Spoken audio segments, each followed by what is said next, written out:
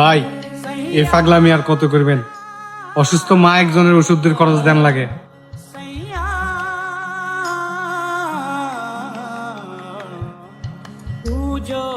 ভাই আপনার ব্যাগটা আমি ফার করে দিয়ে দেন না ভাই। আপনার ব্যাগটা আমি ফার করে দিয়ে আপনি আমার কিছু টাকা পয়সা দিলেও ভাই। তোর তো কুড়ির মতন লাগতেছে না, কবে তো শুরু করছো দামি তোর কারণে রাস্তাঘাটে বাড়ি দিতে পারি না। আসলে ভাই অভাবে পড়ে আপনার ব্যাগটা টানতে আসি ভাই। আজকে 2 দিন ধরে ভাই না খাই রয়েছি। এখন তো রাস্তাঘাটে চোর ডাকাত বেশি, আমি বুঝতে পারিনি বুঝছো নি। তবে আমার ভুল হয়ে গেছে ভাই, আল্লাহ যা করে ভালো লাই করে, ঠিক আছে আল্লাহর উপরে ভরসা রাখো।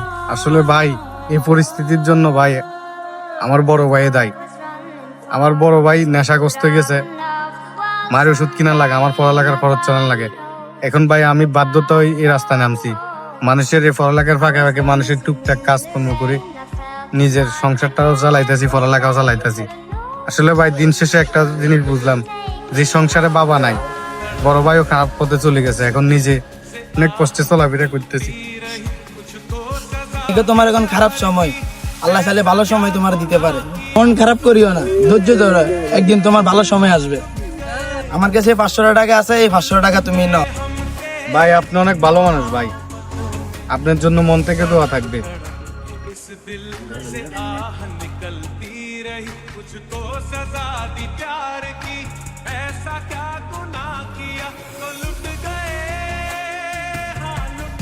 ইমন ভাই 1 কেজি চাল, 1 পা তেল আর দুধের প্যাকেট দেন। প্যাকেট শাকিল্লা তুই তো আগে বেটা বাই খাই গেছস, তুই এই টাকাও দেস না, এখন আবার নতুন সদার লাই আসিস বেটা। আগে 780 টাকা বাই হয় তোরটাই, দেখ বেটা আগে হেঁটিয়া দে।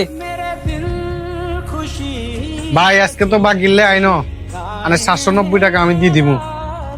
আমার পরীক্ষার পরে আমি কাজ করি, আপনার টাকাটা দিয়ে দিব। আর আজকে আমি 500 টাকা আনছি, আপনি আমার সদাই গুলা দেন। যা বেটা দন্তন বাইরো, আগের বাকে টেয়া দে বেটা। 790 টাকা হাই, তোরটা টেয়া খুঁজলে কস বেটা টেয়া নাই। তোর বাইতে বেটা আঁটি আঁটি বেটা গাঞ্জা খায়।